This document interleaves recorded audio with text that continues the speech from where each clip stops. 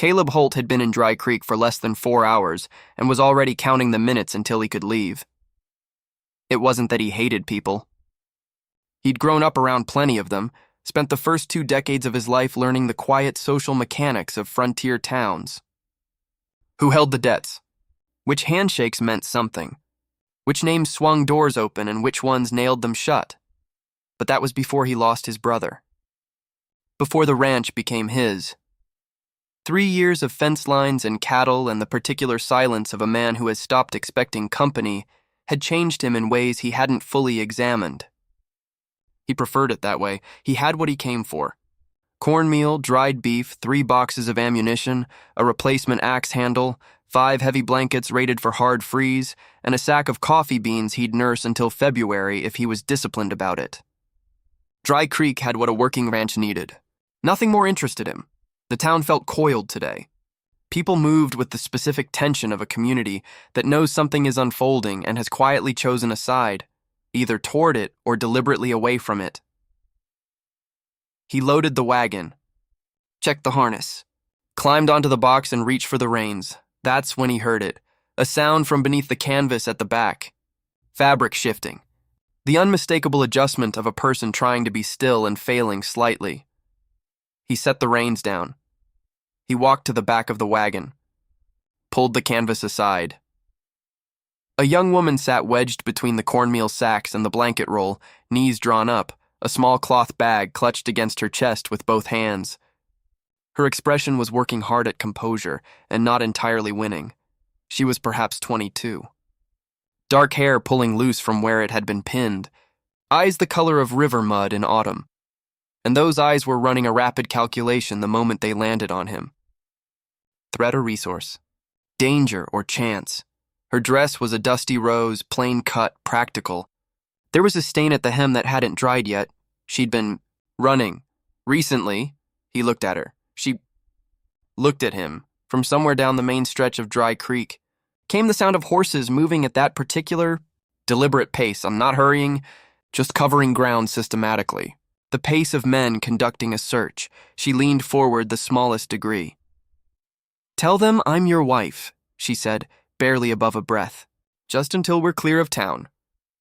Caleb Holt looked at this woman, name unknown, situation unknown, crouched between his supplies with the sound of organized riders growing louder behind him and a small bag held like it was the last thing she owned. He didn't know her. He didn't know what she was running from. He knew what horses sounded like when men were looking for something. "Get flat," he said. "Pull the top blanket over. Don't move." She didn't argue. She moved immediately, efficiently, like someone who understood that the time for discussion had already passed.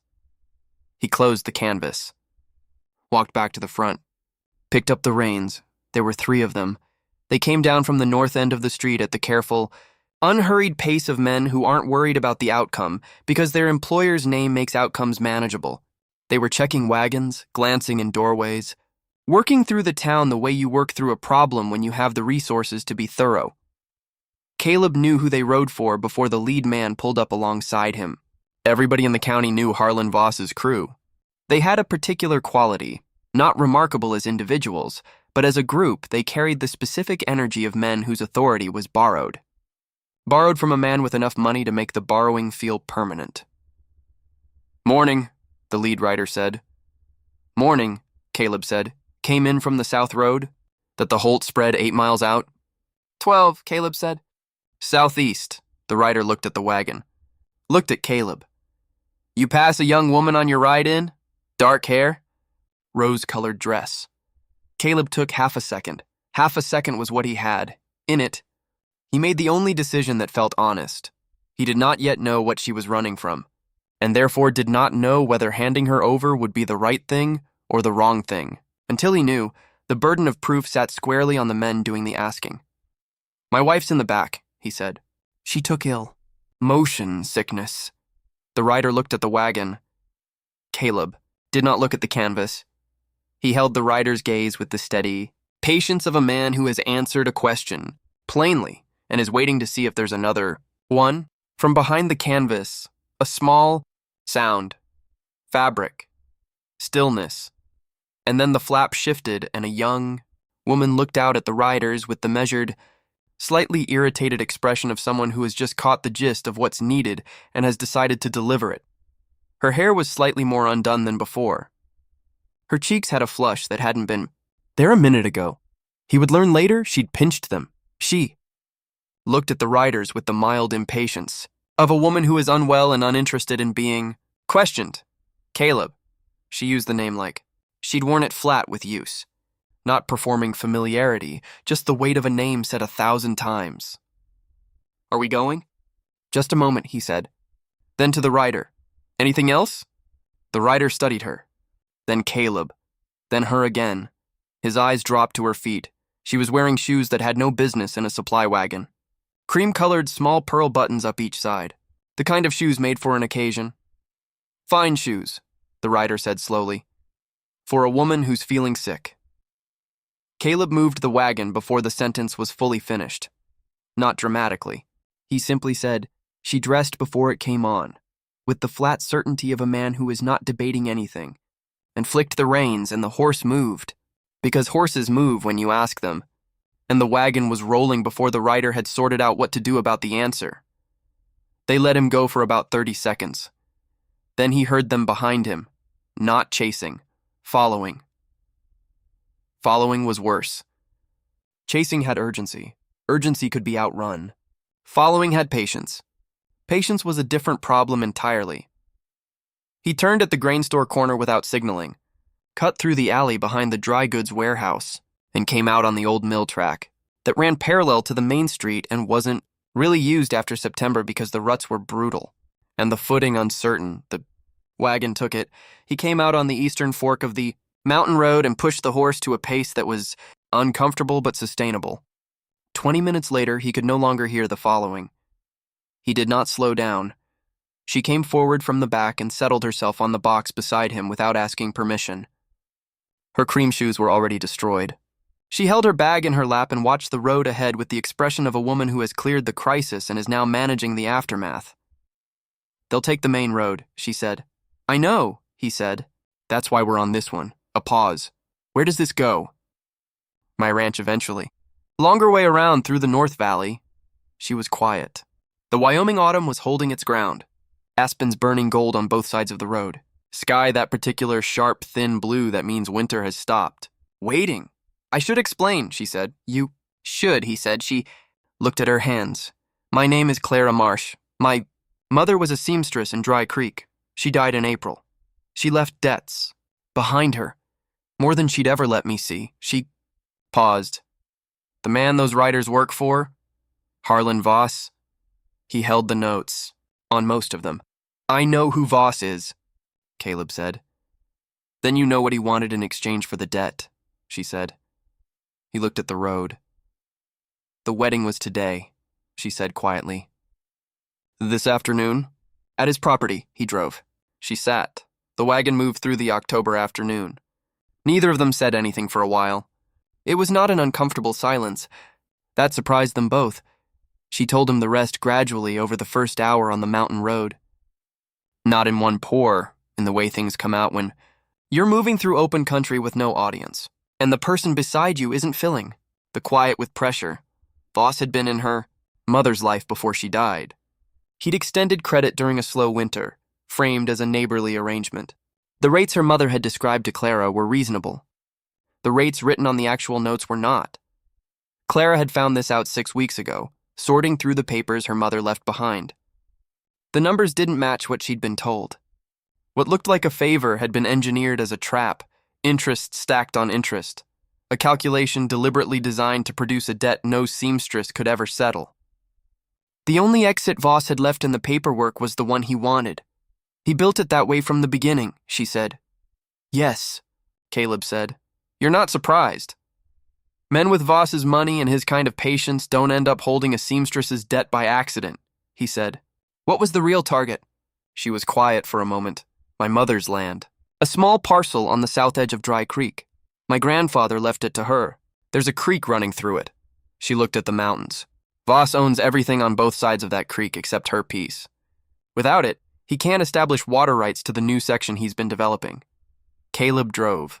He thought about water and land and the specific patience of a man who plans across years instead of seasons. He thought about a seamstress who had been offered credit by the most powerful man in the county and hadn't known until it was too late what the credit was actually purchasing. He thought about a young woman in a rose-colored dress with ruined shoes on the box of a stranger's wagon because the wedding engineered to resolve. Her problem had been built by the same man who created it. The property, he said. Is it legally yours now? It should be. My mother's will names me, but Voss says the debt transfers with the estate and the land is the only sufficient asset. She looked at her hands.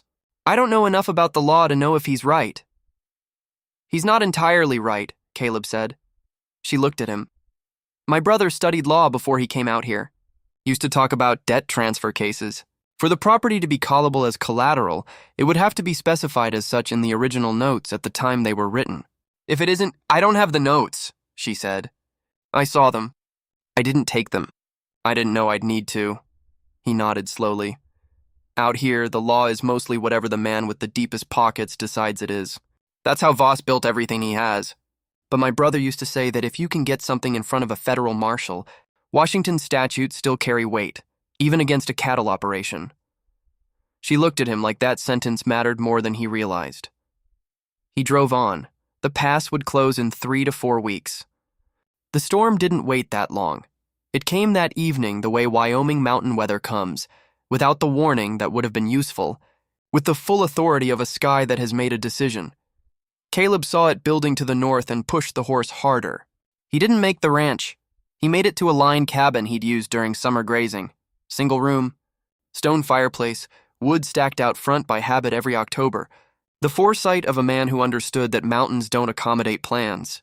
They got the horse into the lean-to, got the wagon alongside it, got inside.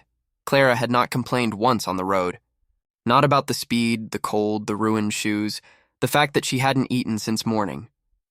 She sat on the single chair while Caleb built the fire and looked around the room with the practical expression of a woman taking inventory and finding it workable. There's food in the wagon, he said. I'll get it, she said. You have the fire. She went out into the storm. She came back with the dried beef, a portion of the cornmeal, the coffee, and 2 blankets. She had the meat cut and in the pan before he had the fire fully going. He noticed. He didn't say anything. They ate. The storm drove hard against the shutters. He had braced himself for questions, for the emotional unraveling that seemed reasonable after the kind of morning she'd survived. What he got was a woman who finished her supper, cleaned the pan efficiently and looked into the fire and said, Thank you for not pressing on the road, for letting me find the pace. You were getting there on your own, he said. She looked at the flames. My mother used to say the right person asks the right question at the right time. And the wrong person asks all of them at once. He looked at the fire, too. What was the right question? He said. She never said. A pause. I think she meant you'd recognize it when you heard it. He sat with that. He thought about a man who had learned to live alone in a house built for more than one person, who had stopped asking questions because there was no one left to ask them. He looked across the fire at Clara Marsh. Did you eat this morning? She looked at him. No, she said. That was the wrong question to ask 6 hours ago, he said. She almost smiled. It came in stages, started, paused, then arrived completely. It rearranged her entire face. Caleb looked at the fire, looking at her directly when she smiled, like that was something he was going to need to work up to. The storm broke by morning. They reached the ranch by noon. Clara said nothing when she first saw it. She stepped down from the wagon and stood in the yard and looked. It was a solid house, bigger than one person needed. Well built, a porch running the length of the front, windows that had been cleaned recently, and out to the side a kitchen garden put to bed for winter with the particular care of someone who intended it to wake up again in spring. Straw banked over the beds. Old manure worked in around the root sections. The kind of invisible work that meant something pulled through the deep freeze and came up first in April. She looked at the garden for a moment. You do all this yourself? My brother started it, he said. I keep it. She looked at the house. Then at him. I'm sorry about your brother. 3 years ago, he said. It wasn't quite an answer to what she'd said, but it was an answer to something.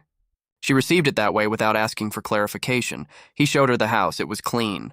Organized in the way of a man who understands that disorder is a tax on time, and time on a working ranch is not optional. But it had a quality she noticed immediately: the particular absence of a place occupied by only one person for a long time. No adjustments made for anyone else's preferences. No evidence that the arrangement had ever been negotiated. She didn't say anything about it. He showed her his brother's room. Unused for 3 years. Kept the way he kept everything. Functional, clean, unchanged. She set her bag on the chair beside the window and looked around the room. "I'll pay for my keep," she said. "You don't need—" "I will," she said. "I'm not a guest. I'm someone who needs shelter until the pass opens, and while I'm here, I'll earn my place." He looked at her. She held his gaze. "Ranch runs fine with one person," he said. "I know," she said, "but it would run better with 2. A pause. "There's a mare in the east stall. Hurt her foreleg 10 days ago. I've been managing it, but another set of hands would help." "I'll look at her in the morning," she said. He nodded. Went to start supper. She unpacked her bag. It contained, he would eventually discover, a change of clothes, her mother's Bible, a small sewing kit, and 2 documents she had taken from her. Mother's papers before she ran. Papers she didn't yet know were going to matter. More than anything else she owned, the pass closed on November 4th. Clara Marsh was at the Holt Ranch for the winter. This was not a simple situation. 2 people in a house through a Wyoming winter is its own kind of test, longer than any other, with nowhere to hide from what you are. The work was constant. Cattle fed. Water broken. Wood split. Equipment maintained. There were days when neither of them said more than the work required. There were evenings when the conversation ran past supper and into the dark. She was good with the mare. This surprised him in the way you're surprised when you catch yourself having assumed something you didn't realize you'd assumed. She handled the injured leg with direct, focused patience. Not the tentative approach of someone unfamiliar, but the clean confidence of someone who knew animals and wasn't performing it. "Your family had horses," he said. "My grandfather," she said. "I spent summers with him when I was small." The mare was sound by December. Clara also repaired things. Quietly, without announcement. The kitchen curtain with the split hem. A section of porch railing that had been flexing since spring. A crack in the harness leather he'd been intending to address since August. She didn't tell him when she'd done it. He'd just find it done. He started leaving notes. Not letters, practical notes, the kind that function as conversation between 2 people whose hours don't always align. "North woodpile needs another cord before January. Mare's leg is holding. Coffee's fresh if you want some," she answered in kind. "Curtains in your brother's room needed it too. Started on those. Found a loose stone in the east barn wall. Mortared it, used the kit on the shelf. It'll hold. The ranch ran better with 2. Not because she worked harder than him, or because she changed how things were done, but because having another person present changed the quality of the work itself. Gave it a different weight, the weight of something being built, not just maintained." He sat with that one January evening. Thought about it honestly. He thought about a house designed for more than one person, occupied by one for 3 years. He thought about his brother, who had drawn the plans with the specific optimism of a man expecting things to eventually fill the rooms. He thought about notes on a kitchen table, about supper across from someone, about the way she laughed when the barn cat did something unexpected, about the way the mornings felt now compared to October. Set his coffee cup down, he went to check. On the cattle. He thought about it for the rest of the winter. Voss came in February, not with restraint, with the full weight of a man who has been inconvenienced and has decided to stop being patient about it. 6 riders, himself at the front. Mid-morning, when the snow had settled to a hard crust and the sky was flat white, the way Wyoming winter skies get when they've stopped making promises. Caleb was at the barn when he heard them. He came out. Stood in the yard. He didn't reach for his rifle. Reaching first was for men who had already decided what was going to happen. He hadn't decided yet. Harlan Voss was 60 or near it. He had the bearing of a man whose physical authority had once been real and whose financial authority had long since made the physical kind unnecessary. He looked at Caleb with the particular expression of a man who considers himself the gravitational center of any situation he enters. "Holt," he said. "Voss," Caleb said. I believe you're in possession of something that belongs to me. The front door of the house opened. Clara came out onto the porch. She looked at Voss with the expression of a woman who has spent 4 months in a warm house repairing things and caring for a mare and leaving notes on a kitchen table and has, in that time, worked her way to the far end of being afraid. Voss looked at her. Clara, come down. She didn't move. Your agreement, Caleb said, was built on a debt manufactured to produce exactly this moment. And you know it. Voss looked at him with the patience of a man who has won arguments for 3 decades not through logic but through mass, the sheer accumulated weight of his position. You have no standing here. Holt, this is between her and me. She's on my property, Caleb said. That makes it between all 3 of us. Voss shifted in the saddle. Clara, his voice softened, which was worse. Your mother's debts are documented. The land is at legal risk. I have been patient. I am offering you a settlement that preserves your family's legacy. You built the debt, she said from the porch. Her voice didn't shake. Caleb stepped forward, positioning himself between her and the riders. She may have asked me to pretend on the road out of town, he said, looking at Voss and then at each rider in turn. But she will never need to pretend anything on this property. Voss looked at him with the calm of a man who has faced obstruction before and has methods. You are one man. Holt! He's not. The voice came from the road. 4 men. Neighbors from the valley. Tom from the Henderson place. The Garfield brothers from the north section. Men who had seen 6 riders moving through the snow in a direction that meant something was happening, and who had made the quiet calculation that they wanted to be present for it. Voss looked at them. He looked at his own riders, who were doing the private arithmetic of men, recalculating whether their employment was worth the specific situation now, developing in front of them.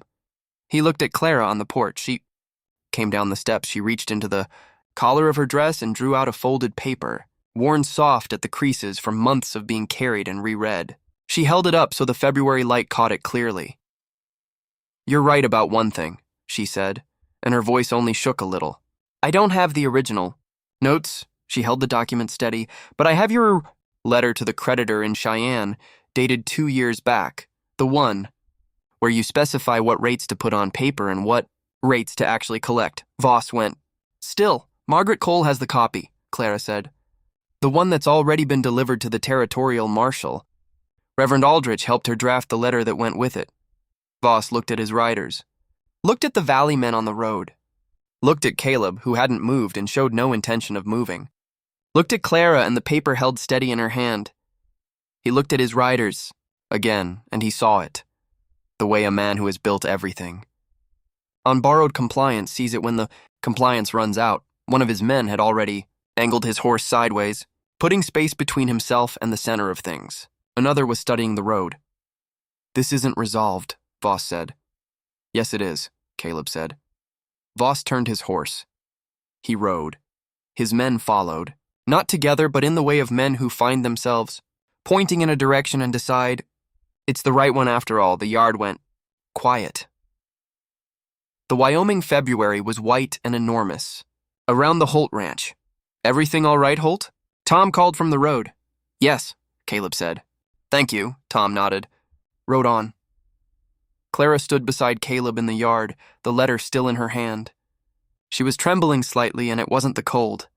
He'll go to the marshal first, she said, before the marshal comes to him. Yes, Caleb said. Will it hold? The documents? It'll hold, he said. He looked at the road where Voss had gone. It'll hold because it's true. True things hold. She looked at him. He looked at her. Then he went to check on the cattle. Because the cattle needed checking, and because there were things he needed to say and he wanted to say them right. And he was almost ready, but not quite. He said it that evening, not dramatically. It wasn't that kind of evening. It was the kind that comes after a hard day once the hard part is behind you. House warm, supper done, the particular quiet of 2 people who have been through something together and have come out the other side of it. She was at the table with her mother's Bible. She read it some evenings, not devotionally exactly, more the way you return to something that belonged to someone you loved because it still carries them in it. He sat across from her. The pass opens in April, he said. Yes. she said. I can take you anywhere you want to go when it does. Any city, anywhere you need to start over. The land in Dry Creek will be yours. Wait, the marshal will see to that. You could sell it or keep it. Either way, you'd have something to go forward with. She held the Bible in both hands. Is that what you're planning to do? She said. Take me somewhere in April? He looked at the table. I can take you anywhere, he said. I just don't know how I'd come back to this house if you weren't in it. She was very still. She looked at him with the brown eyes that had spent 4 months calculating and had, somewhere in the middle of winter, stopped calculating and started knowing. Caleb, she said. Yes. I repaired the curtains in your brother's room. I know. And the porch railing. I know. And I have been leaving notes on this. Kitchen table for 4 months. I know, he said. Because I live here, she said. He looked at her. She held his gaze with the steadiness of a woman who has spent a winter, arriving somewhere and has arrived. I live here, she said again, quieter. Not a question, not a present tense statement. A declaration about intention. He reached across the table and put his hand over hers, both of them still holding the Bible. She held it back. Outside, the Wyoming February was white and still and enormous. Inside, the fire was warm and the supper dishes were done, and a woman had repaired the curtains in a room unused for 3 years and intended to keep living in it. Yes, he said. You do. And that was all either of them needed. They were married in May. The pass had opened in the 3rd week of April and the world had come back, green surging up through everything. The creek running loud with snowmelt, the aspens going from bare branch to first pale leaf in what seemed like a single week. They drove to Dry Creek in the wagon. The same wagon. The same road. The covered section in the back now carrying a wedding dress that Margaret Cole had sewn. Simple, cream-colored, practical. Clara had been clear. She didn't want something to look at. She wanted something she could live in. A dress you could wear to check on the mare after the vows were said. Dry Creek had changed since February. Harlan Voss had left the territory in March.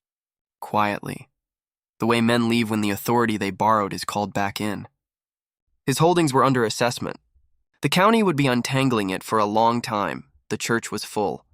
Margaret Cole sat in the front row with the expression of a woman who kept a critical document hidden for 6 months on the possibility it might be needed, and who has been entirely vindicated in the keeping. Clara's land, the creek parcel, her grandfather's piece, her mother's inheritance, had been returned to her with clear title in April. She had decided not to sell it.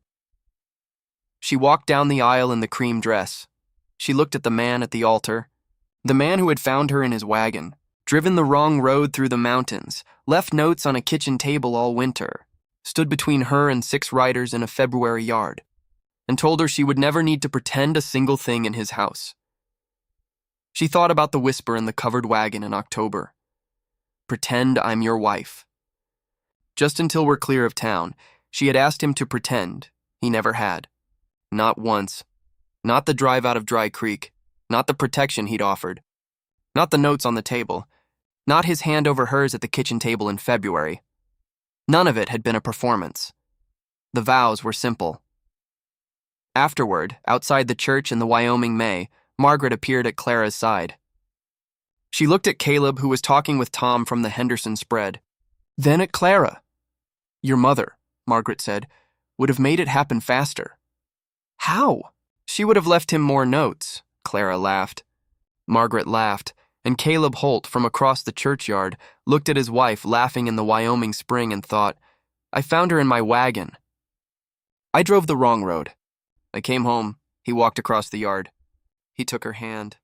She held it, and the Wyoming May was all around them, green and enormous and beginning, and everything was exactly, completely right. Caleb Holt found a woman hiding in his wagon and drove the wrong road through the mountains. He did not plan what came after that, but he made a series of small decisions, each one quiet, each one unremarkable on its own, that added up to everything, and so decided not to ask questions on the road, before she was ready to answer them. He decided to leave notes on the kitchen table instead of conversations she hadn't yet had room for.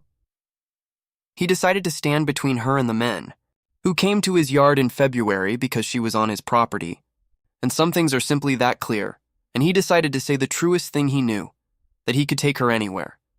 But he didn't know how he'd come back to the house if she wasn't in it. That is not a grand gesture. That is a man who learned, over the course of one Wyoming winter, what the house was actually for. She had asked him to pretend. He never pretended, a single thing. The lie that got them out of town became the truest life either of them had ever lived. Some things begin as survival. Pay attention to what they become.